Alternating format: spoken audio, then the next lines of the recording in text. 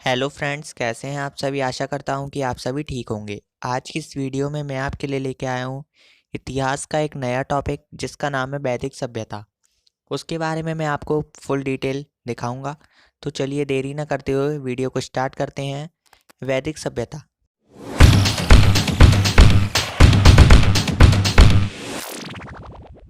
जैसा कि आपने पिछली बार सिंधु घाटी सभ्यता का अध्ययन किया था, उसी प्रकार वैदिक सभ्यता के बारे में भी फुल डिटेल में बताएंगे। सिंधु घाटी सभ्यता के बाद जो भी भारत में एक नई सभ्यता आई उसी को हम क्या कहते हैं, वैदिक सभ्यता कहते हैं।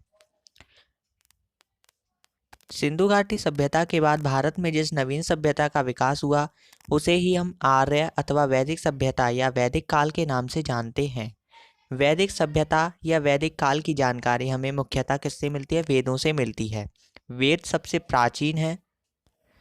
वैदिक सभ्यता जो कि उसका टाइम पीरियड है 1500 ईसा पूर्व से लेके 600 ईसा पूर्व। वैदिक सभ्यता जो थी उसको दो कालखंडों में विभक्त किया गया है। जैसा कि पहला है ऋग्वैदिक काल जो कि 1500 से 1000 ईसा पूर्व है, और दूसरा उत्तर वैदिक काल जो कि 1000 से 600 ईसा पूर्व है। ऋग्वैदिक काल में इस वेद की जो जानकारी मिलती है वो ऋग्वेद से मिलती है, और जो उत्तर वैदिक काल था उस वेद की जानकारी हमको अन्य वेद जैसे कि यजुर्वेद से, सामवेद से, अथर्ववेद से मिलती है। ऋग्वेद सबसे प्राचीन वेद है और उसके बाद जो वेद आए हैं उन्हीं को यजुर्वेद, सामवेद और अथर्ववेद के नाम से जानते हैं। वैदिक काल में जो आर्यों का आगमन हुआ था वो भारत में ही हुआ था। आर्य शब्द संस्कृत का एक शब्द है जिसका अर्थ होता है श्रेष्ठ, यानी कि महान। जब भारत में आर्य आए थे तो जो लोग थे वो दो भागों में बट गए थे। एक थे आर्य जो संस्कृत के जानकार थे, और दूसरे थे अनार्य जो संस्कृत को बिल्कुल भी नहीं जानते थे। इसके बाद हम देखते हैं कि जो आर्य थे उनका मूल निवास स्थान कहाँ था।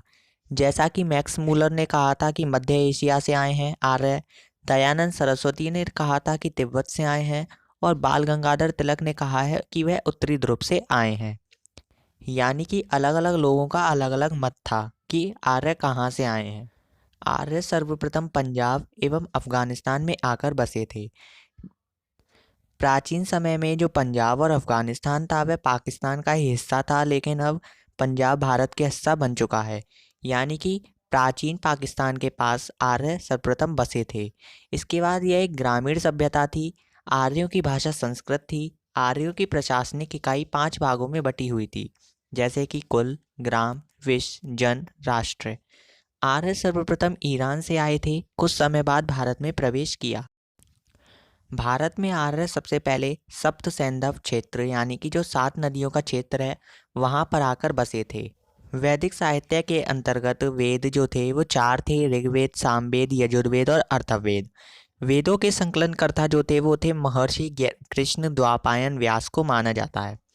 वेद शब्द संस्कृत के विद धातु से मिलकर बना है जिसका अर्थ होता है ज्ञान प्राप्त करना या जानना। वेदों को अपौरुषेय भी कहा जाता है, यानी कि अपौरुषेय का अर्थ होता है जो मनुष्य के द्वारा बनाया ना गया हो बल्कि ईश्वर या देवताओं के द्वारा बनाया हुआ हो। आज की वीडियो में बस इतना ही। आगे की वीडियो में हम देखेंगे ऋग्वेद, यजुर्वेद, सामवेद और अथर्ववेद के बारे में। तो दोस्तों, आपको वीडियो कैसी लगी? अगर अच्छी लगी हो तो प्लीज़ लाइक कीजिएगा, और अगर आप मेरे चैनल पर नए हैं तो प्लीज़ चैनल को सब्सक्राइब कीजिएगा और बराबर वाले बेल आइकन को ज़रूर प्रेस कीजिएगा। धन्यवाद। जय हिंद, जय भारत।